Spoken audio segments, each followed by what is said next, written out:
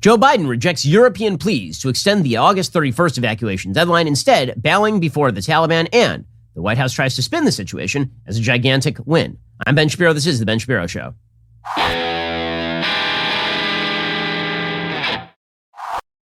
Today's show is sponsored by ExpressVPN. Don't let big tech track what you do. Anonymize your web browsing at expressvpn.com/Ben. We'll get to all the news in just one moment. First, you may have noticed that inflation is just ranging out of control because, of course, it is. That's the way this goes these days. Well, here is the thing.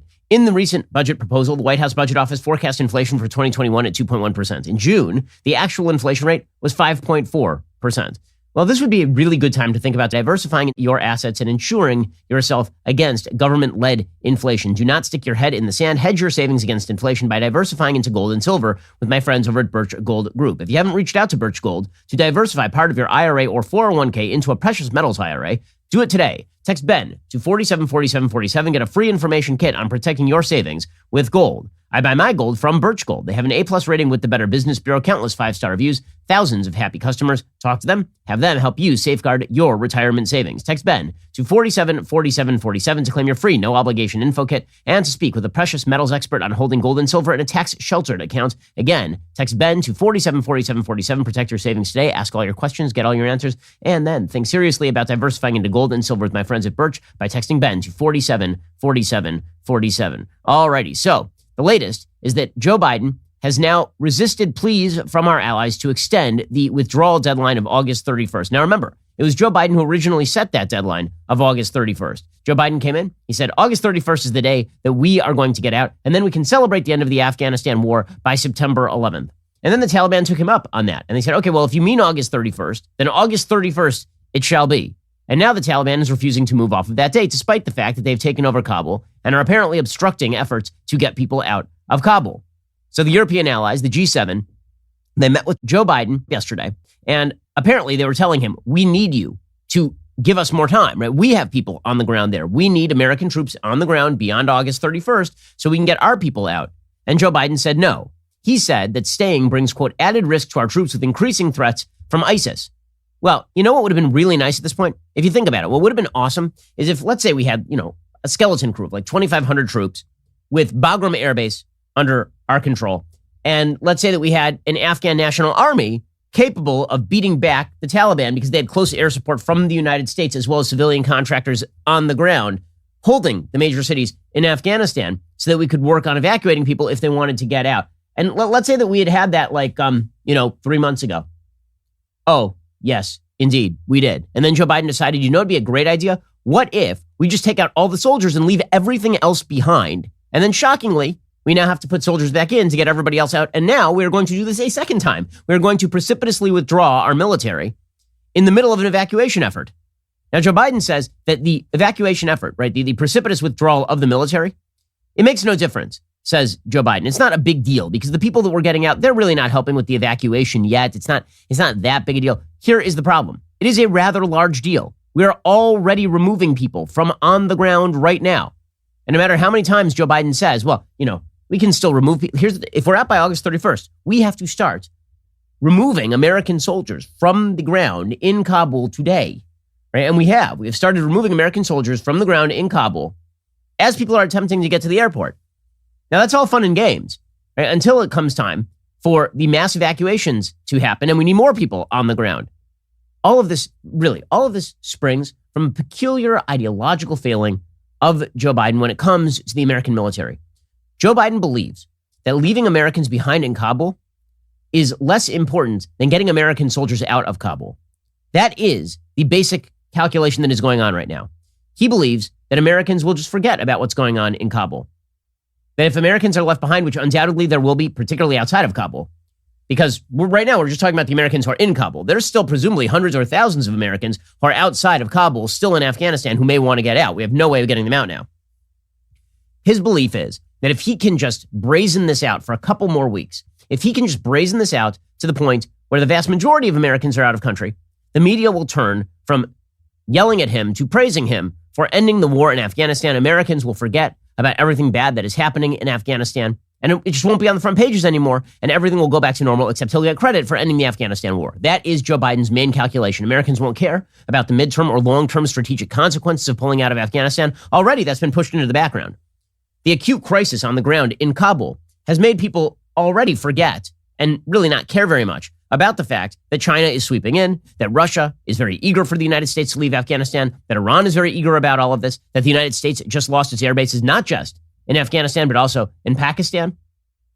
Right? The American people are not even thinking about that stuff right now. They're just thinking about the acute crisis. So Biden's belief is, if we can just get past this acute crisis, if we mostly solve the acute crisis, most people will leave us alone.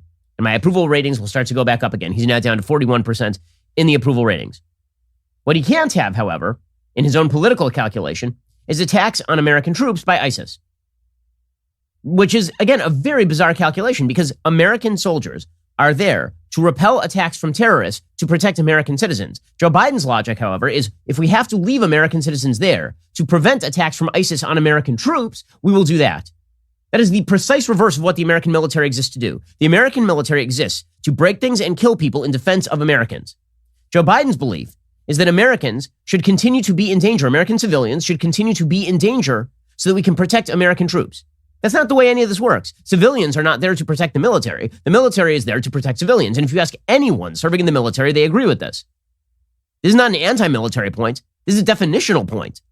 If you ask anyone in the military, what is your job? They would say, my job is to protect Americans. Joe Biden believes that apparently the Americans who are stuck on the ground in Kabul are less important than getting the troops out because ISIS might attack the American troops at Kabul airport.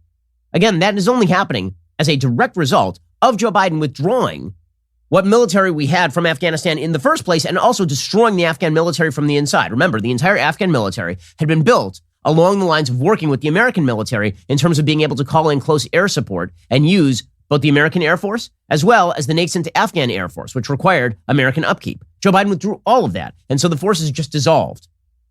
Joe Biden's original plan as of July was that the U.S. would leave, the Afghan National Army would probably hold for another few months, and then it would probably collapse, and then he would say, well, it was going to happen anyway. But it didn't happen that way. As soon as the U.S. withdrew, the entire thing collapsed, and now you've got Americans trapped, and Joe Biden's highest priority is not getting the Americans who are on the ground in Kabul out. It is getting the soldiers out. Because he is afraid for two reasons. One, if there's an attack on American troops, the American troops are going to have to fire back, and then we're going to have to put real troop numbers back on the ground in Kabul, and the war that he was so eager about withdrawing from will have now been heightened to its greatest point since 2014, and will have no foothold in the country. Right? So that is his great fear, is that we get drawn back into the war because he's such a moron, and because he created this situation himself. That is fear number one, is there will be an attack on American troops. The second fear that he has is that the protraction of the conflict will lead to political consequences. So one is the conflict itself, and one is the timeline of the conflict. He is hoping this whole thing is over by September 11th, and then he can go back to watching Matlock and spooning cream of wheat into his addled mouth. Right? That is his greatest and most ardent desire. And all they have to do to get there is just keep lying to you and keep fibbing to you and keep hoping that you stop paying attention. And instead you pay attention to their budget deals, and instead you pay attention to COVID. It's wag the everything else in order to distract from what's going on in Afghanistan. And again, the baseline for success is now set so low in Afghanistan that if we get out the majority of the Americans who are on the ground, Joe Biden is going to call it a success. If we get out the vast majority of the Americans who are on the ground, we leave a few behind, but we get everybody else out, he's going to call that a success and say, well, it was always going to go this way. He's already saying this, like right now. They're already calling it a huge success and saying it was already going to go this way, even though it was not destined to go this way. This is a Joe Biden decision, pure and simple. And even though it is certainly not a huge success, the whole point, for example, of the evacuation of Dunkirk was to preserve the British Army to fight the Nazis afterward. It is not called a success when you retreat in the face of a 8th century goat-herding barbarian army for no reason other than your own vanity, which is what Joe Biden did right here.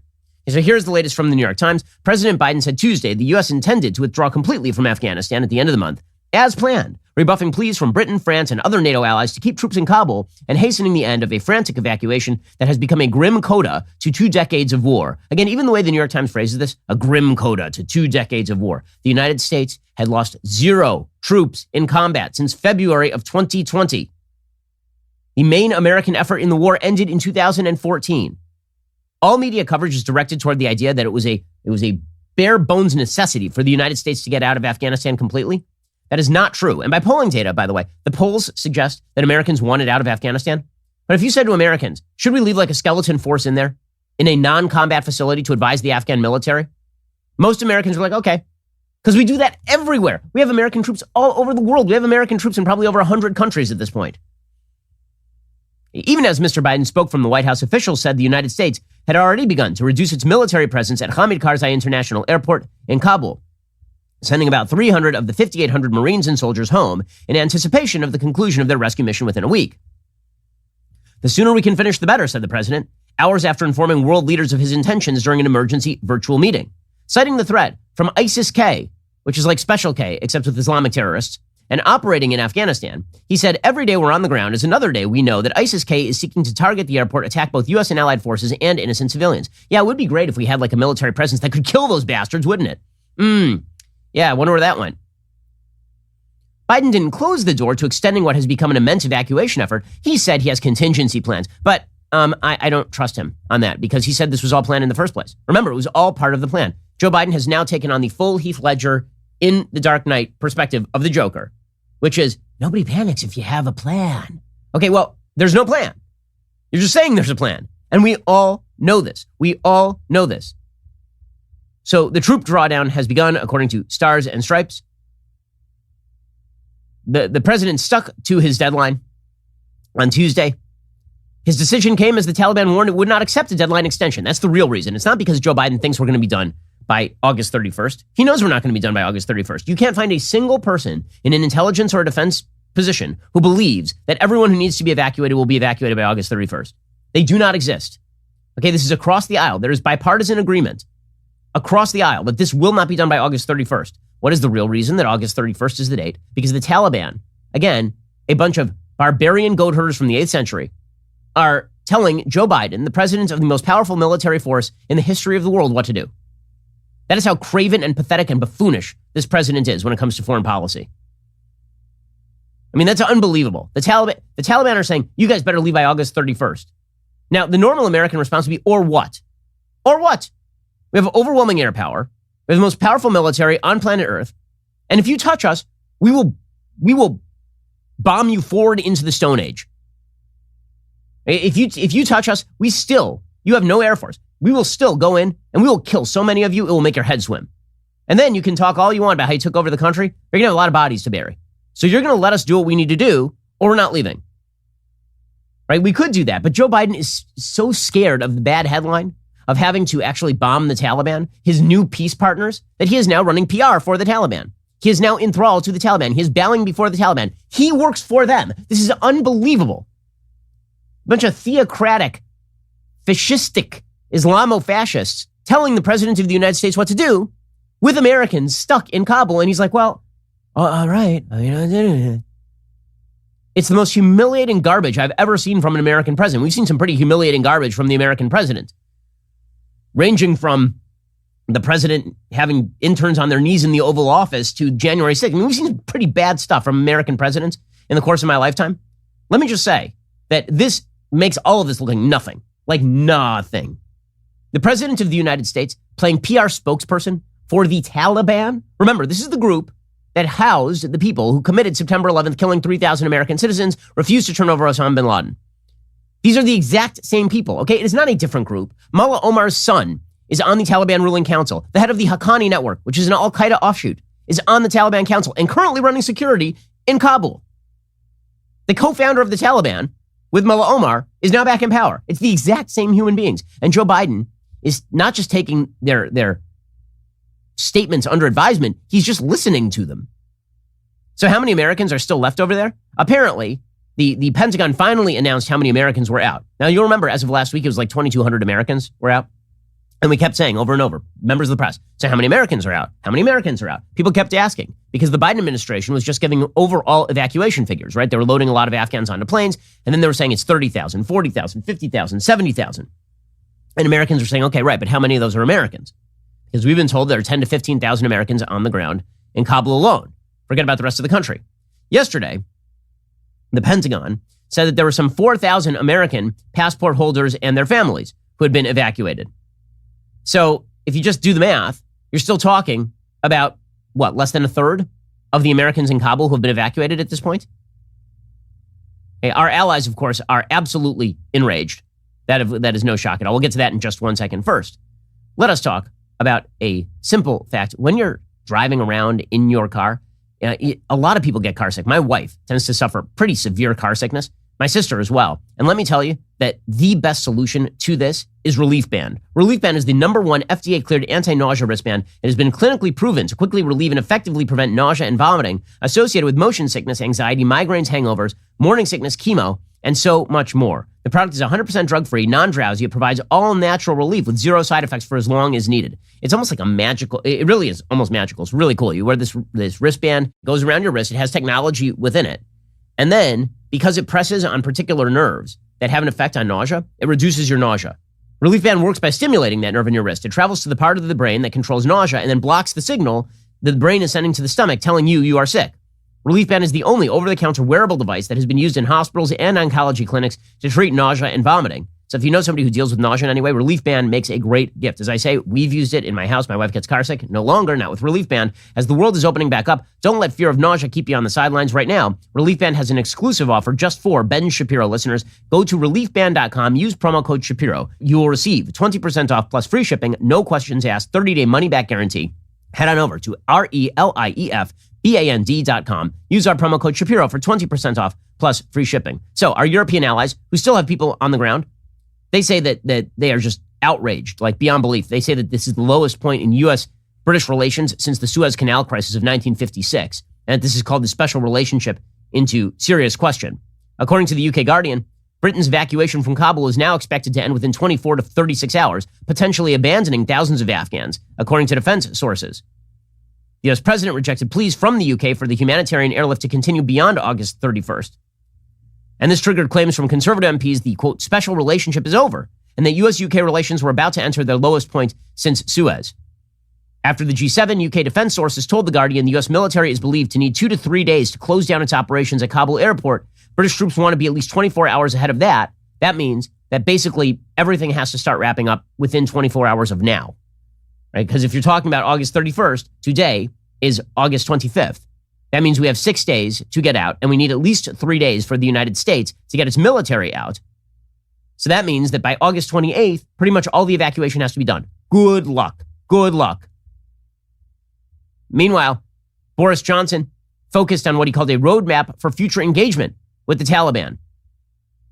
So now we're going to see the Europeans pretend that their economic impact on the Taliban is going to get them to stop acting like barbarians. Okay, so here's the president of the United States attempting to quell all of the qualms of the American public. And the American public are very upset about this. His approval rating is down to 41%. And this doddering old fool is leading us. Here he was yesterday saying that we are on pace to finish by August 31st. However, that deadline relies on our good friends, the Taliban, to help us. We are currently on a pace to finish by August the 31st. The sooner we can finish, the better. Each day of operations brings added risk to our troops. But the completion by August 31st depends upon the Taliban continuing to cooperate and allow access to the airport for those who we're transporting out and no disruptions to our operations. Oh, so it'll go great by August 31st. All it requires is for the Taliban to be our best friends. That's totally going to happen, guys. By the way, there's only one way that actually happens, and that is if we are sending unbelievable, ungodly amounts of money over to the worst force on planet Earth. Now, is that really going to happen? Pretty much everybody says no. There are 2 representatives, Seth Moulton, Democrat of Massachusetts, and Peter Major from Michigan, Republican, and they secretly traveled into Kabul. The government is trying to push back on this by saying it was selfish of them to go to Kabul. Okay, first of all, they hitched a flight without the government knowing about it. They didn't hitch a flight back until they found a plane that had empty seats on it. Okay, but they released a statement, and this is why the government's really mad. This is why the White House is pissed. Because these 2 congressmen went there to survey the situation on the ground. And here is what they said. As members of Congress, we have a duty to provide oversight on the executive branch. There's no place in the world right now where oversight matters more. We conducted this visit in secret, speaking about it only after our departure to minimize the risk and disruption to the people on the ground, and because we were there to gather information, not to grandstand. We left on a plane with empty seats, seated in crew-only seats to ensure nobody who needed a seat would lose one because of our presence. Washington should be ashamed of the position we put our service members in. These men and women have been run ragged and are still running strong. Their empathy and dedication to duty are truly inspiring. The acts of heroism and selflessness we witnessed at Hamid Karzai International Airport, Make America Proud. We came into this visit wanting, like most veterans, to push the president to extend the August 31st deadline. After talking with the commanders on the ground and seeing the situation here, it is obvious that because we started the evacuation so late, no matter what we do, we will not get everyone out on time, even by September 11th. Forget August 31st, September 11th. Sadly and frustratingly, getting our people out depends on maintaining the current bizarre relationship with the Taliban.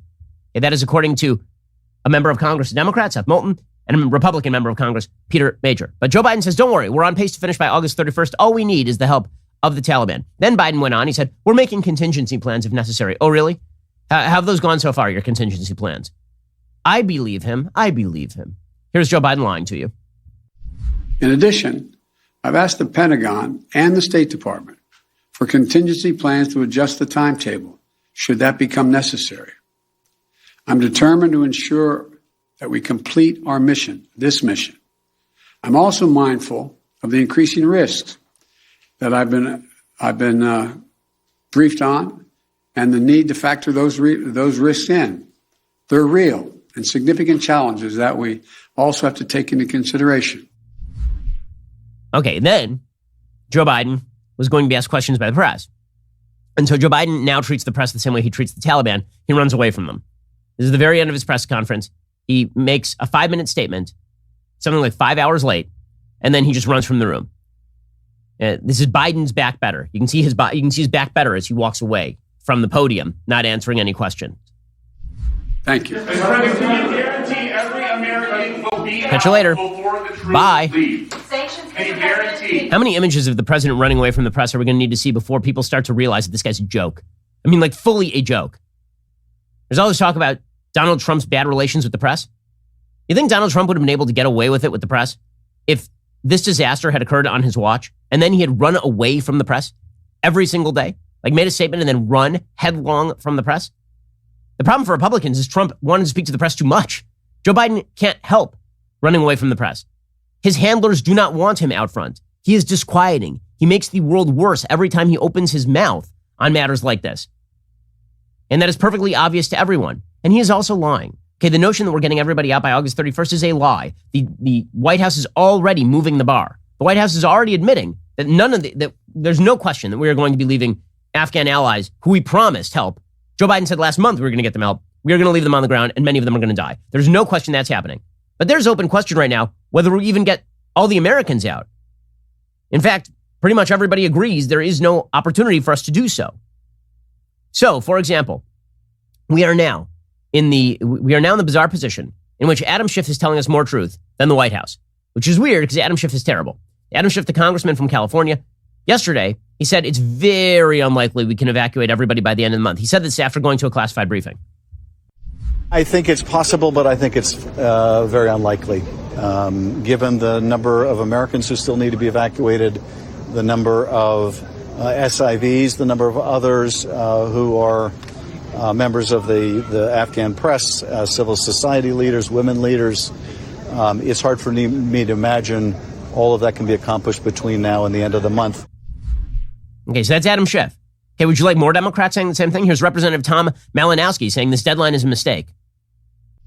The conditions have changed for the worst in the last 24 hours. The Taliban, because of the mistake, I think, that we made of setting this artificial self-imposed deadline, they've now seized upon it, as you said, and started blocking Afghans at risk from going to the airport. Okay, Representative Andy Kim, another Democrat, he says, yeah, there's no way we're going to finish this on time. This effort is one that has certainly led me to believe that the mission is not something that we can accomplish by the end of this month. And I strongly, urgently urge the president to reconsider his continued aim towards August 31st to be able to get our mission done. We will not be able to get our mission done by that time based off of what I've seen and based off of what we've experienced so far. These are all Democrats. Here's Obama's Department of Homeland Security Secretary, Jay Johnson, saying, yeah, the airport's going to get a lot worse before it gets better. I believe that the situation at the airport is going to get a lot worse before it gets better. This is a country of 38 million people. We've got to deal with the American citizens, those who qualify for special immigrant visas, but then those who will also qualify for refugee status under our laws. And that population could snowball. How bad is the situation over there right now? Pretty damn bad. Richard Engel from NBC News tweeted out, the State Department is in such utter, complete, masterful control of the situation that yesterday they issued a last alert for U.S. citizens to leave Afghanistan or said they were on their own. And then 30 minutes later said, oh yeah, oops. No, we're still here. Oops. I'm sure Americans who are stuck in Afghanistan feel very, I would say, sanguine about their prospects right now. Probably everything is fine. Meanwhile, the New York Times reporting that there are people who are showing up to the airport and then being turned away despite the fact that they have papers. I mean, there's a story from the New York Times that a former CIA officer had helped bring something like 500 translators to the airport, and they were immediately rejected. On Sunday, there was a Matt Zeller, the former CIA officer who you've heard talk on CNN. He said that veterans and contacts in Afghanistan organized an operation to bring to the airport some 500 SIV holders who are this is special visa holders who are considered at high risk of Taliban reprisals. They were able to get the Afghans inside the airport. Then they were turned back at what he described as a State Department checkpoint. On Monday evening, according to Zeller, Taliban soldiers approached the Afghans outside the airport gate and separated them according to their paperwork, telling visa holders they would not be allowed to enter. Fearing that opportunities to get their colleagues safely out of Afghanistan were tightening, the veterans worked on evacuation from afar, describing feelings of helplessness.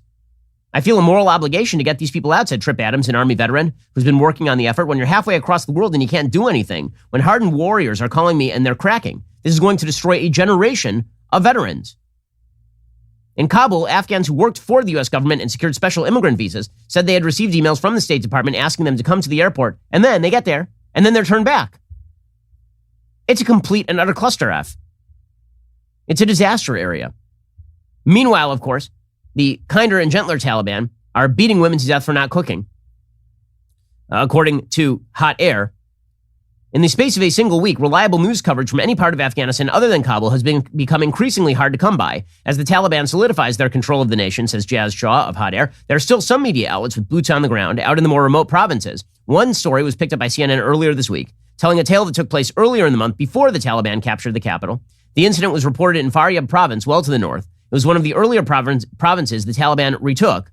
A woman pseudonymously identified as Najia and her daughter Manisha had been visited for 3 nights in a row by groups of more than a dozen Taliban fighters. They demanded Najia cook dinner for them. Quickly running out of food for her own family, she protested she was too poor to continue to host them. So they beat her to death. Najia's daughter Manisha, 25, knew they were coming. Her mother had told her they'd done the same thing the previous 3 days, demanding she cook food for up to 15 fighters.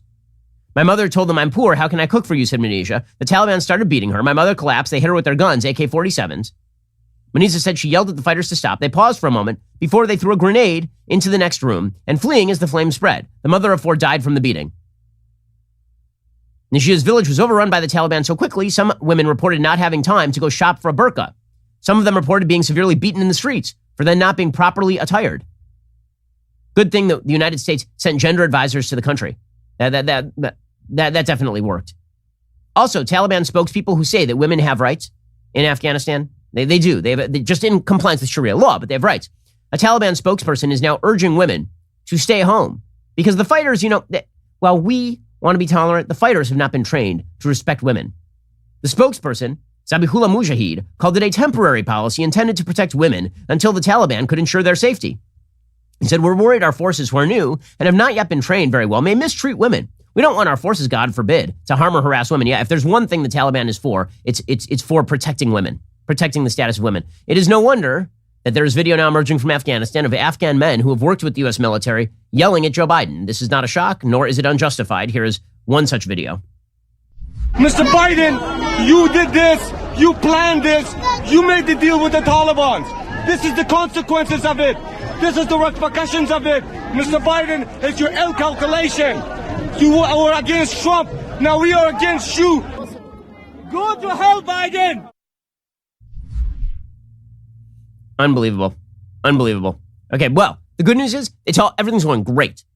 So the goal here, and this has been a typical habit of the Biden administration, is you say that you set the goalposts really, really close. So then if you overcome the goalposts, you say that you've done an amazing job. So you remember that the Biden administration did this, for example, with the COVID vaccine rollout. They said, if we get to 1 million shots a day, we are so good at our job. By the time they took office, we were already doing 1 million shots a day. And then they were like, oh man, look how good we are at this. We're doing 1 million shots a day. So they do this sort of stuff routinely, where they set the bar really, really low, like so low that Michael Moore could jump it easily, right? It's like the lowest bar in the entire world. All the forces of gravity could not prevent them from overcoming this tiny, tiny little bar, right? Well, that is what they are now doing with Afghanistan. So they completely gave up a country of 38 million people, 19 million of whom are women who will be forced into, who will be routinely raped for the rest of their lives, many large swaths of this. Not only that, they're leaving thousands of Americans right now without a way to get out in Kabul. But there are flights leaving Kabul airport. So that means that everything is going great. In fact, says Jen Psaki, this is a massive success. What you're watching on the ground as Afghans plummet from 3,000 feet down onto the tarmac and explode, as you watch the Americans in Kabul attempting to get out and being beaten by the Taliban, as you watch American soldiers breaking down because they can't help their friends who served with them in the Afghan army, this is all a massive success. It's a massive success. Some might suggest this is a big lie. Some might say that. Here's Jen Psaki. I would say that this is now on track, Peter, to be the largest airlift in U.S. history. And that is bringing American citizens out. It is bringing our Afghan partners out. It is bringing allies out. So no, I would not say that is anything but a success. It's nothing but a success. Nothing but a success. It's an unbelievable success. See, we had this boat, and the boat was okay. It was on the water. It wasn't the greatest boat, but it was on the water. And we took some dynamite and we put it below the water line, and then we just exploded it. And now there's water gushing in here. But let me tell you, we have lifeboats, and many of those lifeboats will be filled with passengers. Not all the passengers will get out alive. Some of them will drown. Some of them will end up at the bottom of the sea. Don't say this is a disaster. This is a massive success. It's a massive success. Never before. I mean, this is a big boat. It was a big boat. And that means that we're going to have a lot of lifeboats filled with people. In fact, this is the greatest lifeboat rescue of our lifetime. It is the greatest success in using lifeboats we have ever seen. Sure, it was us that put the dynamite below the waterline, and sure, we did light the fuse, and sure, we did explode it and let the water start pouring in like Poseidon Adventure. But the real thing you need to focus on is that never before, we're setting like a Guinness Book of World Records for how many people we are evacuating from a place we just trashed. I mean, look at us. We are so good at this, says Jen Psaki. You know how stupid she thinks you are? You, yes, you. And all Americans, you know how dumb she thinks you are? None of this had to happen. Zero of it. Zero of it. This is all Joe Biden's disaster from top to bottom. And here she is telling you it's a massive success. And how dare you think anything else? So Jen Psaki was then asked at this press conference, we're all getting emails from people saying we're trying to evacuate people. On this show, like the host of the show, I have gotten emails, multiple, from people, many, from people who have served with Afghans on the ground in Afghanistan and who want to get them out. And they're asking me, how do I get people? I forward them on to some people who are trying to facilitate. And I'm like 3 steps removed from the people who served on the ground in Afghanistan. I didn't serve in the army. I'm not an officer in the army. I don't work for the State Department. I don't work for the government. And I'm getting emails. And I'm forwarding them on to people who once served in the military or know people who served in the military. And those people in the military are then trying to get that to the State Department. They're trying to work with NGOs. It's a disaster area. Okay. Well, Jen Psaki was asked about this. Her answer is, shall we say, less than satisfying. This is a 24/7 operation. Embassies all over the world are supporting phone banking, text banking, and email efforts. If we are not in touch with this individual, give me their contact information and we will get in touch with them. If any of you are hearing from American citizens who can't reach us, give me their contact information and we will get in contact with them. Okay, how? Your DM's open there, Jen? How exactly do you think that it's going to happen? Okay, then, it is so obvious what the agenda of the Biden administration here is. It is not to facilitate success. It is to cover their ass. That's what this is about. And covering their ass means covering for the Taliban and pretending that we have a solid deal with the Taliban on the ground and that everything is going to be hunky-dory by August 31st. So start getting the troops out now. Well, again, their own description is 10 to 15,000 Americans were on the ground in Kabul. Their own description yesterday is that about 4,000 Americans are out. That leaves behind somewhere between, if my math is correct, 6,000 and 11,000 Americans they still need to get out, and that's just in Kabul alone. That does not include any of the outlying areas. And there are many Americans out there because remember, the Taliban took over the country inside of like a week. This is madness. And it gets worse. I mean, Jen Psaki, the left is slobbering over Jen Psaki and her incredible performance. I don't know what they're watching. We'll get to more of this in just 1 second. First, let us talk about a simple fact. If you are a responsible adult, you need life insurance. It is indeed that simple. If you're walking down the street and suddenly a brick falls from the heavens and just cracks you across the top of the head, as you lie bleeding out, you're going to think to yourself, you know what would have been a good idea? Having life insurance for my family. Or you could at least feel better about that because you'll have life insurance by going to Policy Genius. Policy Genius makes it easy to compare quotes from over a dozen top insurers all in one place. Why compare? You could save 50% or more on life insurance by comparing quotes with Policy Genius. You could save $1,300 or more per year on life insurance by using Policy Genius to compare policies. The licensed experts at Policy Genius work for you, not the insurance companies, so you can trust them to help you navigate every step of the shopping and buying process. That kind of service has earned Policy Genius thousands of 5-star reviews across Trustpilot and Google. And eligible applicants can get covered in as little as a week thanks to an award-winning policy option that swaps the standard medical exam requirement for a simple phone call. This exclusive policy was recently rated #1 by Forbes, higher than options from Ladder, Ethos, and Bestow. Getting started is simple. First, you head on over to policygenius.com/Shapiro. In minutes, you can work out how much life insurance coverage you need and compare personalized quotes to find your best price. When you're ready to apply, the Policy Genius team will handle the paperwork and the scheduling for free. Policy Genius doesn't add on extra fees. Head on over to policygenius.com/Shapiro. Get started right now. Policy Genius. When it comes to insurance, it's nice and very important to get it right. All right, I'll get to more of this in just 1 second. First, on Monday, the FDA announced approval of the Pfizer vaccine, which is good. What is bad is that Joe Biden then decided it was time to urge private companies to mandate vaccines for their employees. Well, now is a good time between that and President Biden completely botching Afghanistan. It is a good time to get together for Backstage. There's a lot to talk about. Me, Jeremy Boring, Michael Knowles, Matt Walsh, Andrew Clavin. I'm sure there will be some hot, fraught debate. It streams tomorrow, 7 p.m. Eastern, 6 p.m. Central on dailywire.com or on our YouTube channel, Daily Wire. Do not miss it. Also, as you know, Matt Walsh is one of the most judgmental people on earth, which means he's not big on second chances, especially when it comes to your Sweet Baby Gang anthem submission. Today is your last chance to submit your song to be the new Sweet Baby anthem. So if you want to capitalize on the opportunity for your song to be heard around the world, this is your last chance. He's looking for an original song that embodies the exact essence of the Sweet Baby Gang.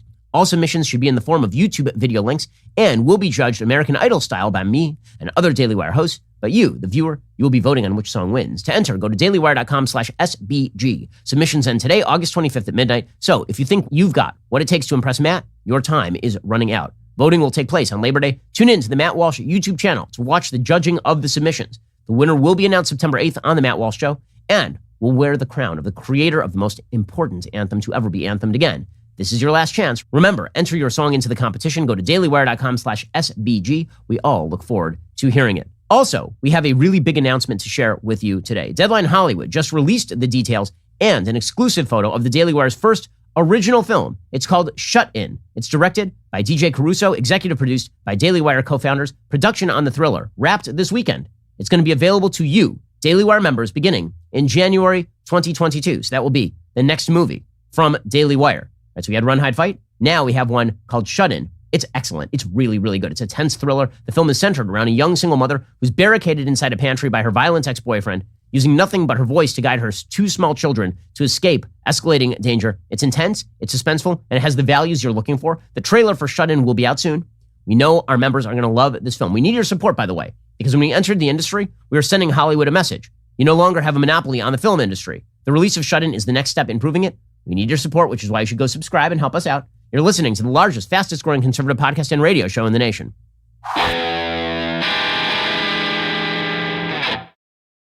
So again, the goal of the Biden administration is to just obscure what is happening in Afghanistan long enough for us to leave, and then they hope that you forget about everything that just happened. We've had some tens of thousands of Afghans who've been evacuated. We still have thousands of Americans on the ground in Kabul, which raises the question, why aren't those Americans the first ones out? I want the Afghans out too. We made promises to those people. Those people spent 20 years fighting wars in cahoots with the United States. They put their lives on the line for American interests because, yes, we have interests in Afghanistan against terrorism, which we're now going to pretend we don't have for the sake of a dumb talking point. But if you're going to evacuate people and you're the American government, the first people you should be evacuating are American citizens. So where are they? Why can't we get them out? Why weren't they the first people out? The reason the Pentagon has been spending days obscuring how many people were Americans on those flights is because the number is really low.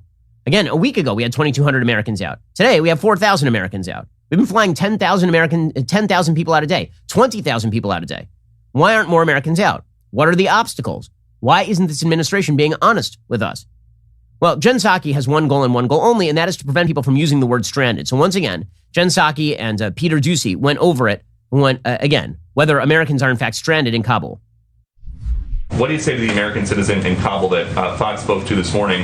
Her name is, she's going by Fatima. She says, we are stranded at home for 4 days, 3 days. We didn't hear anything from anywhere, and they're saying to go to the airport, but we're not being given clear guidance. Our emails are getting ignored. Say no Americans are stranded. This is someone in Kabul who says, I am stranded.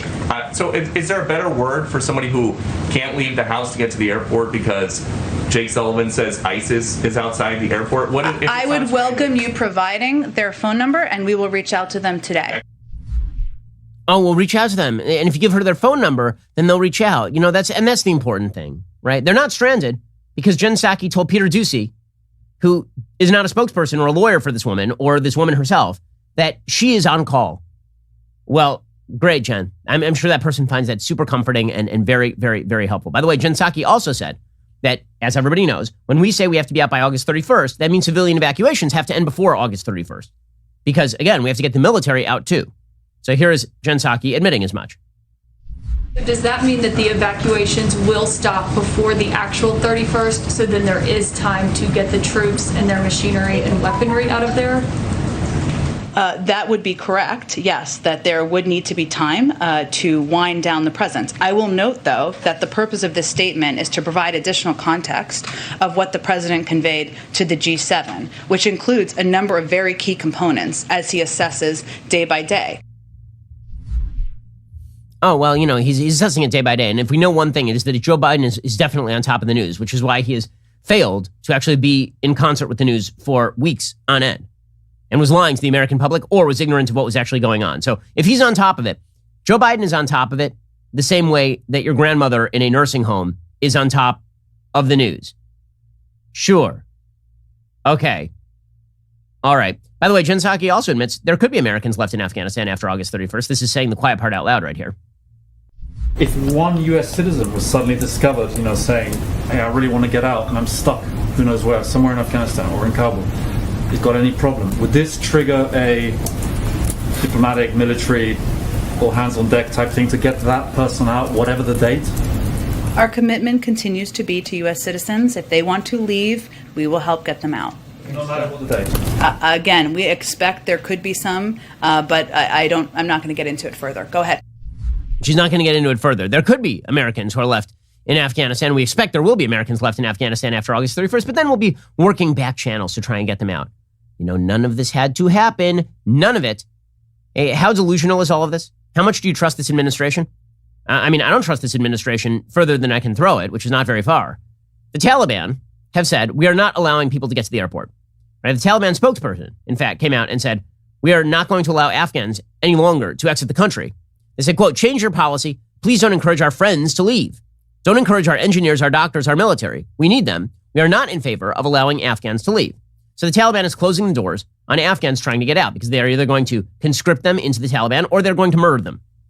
But the good news is Jen Psaki says, well, we expect the Taliban to let them leave. Here's Jen Psaki. We've seen over the past 9 days, a rush of people attempt to come to the airport.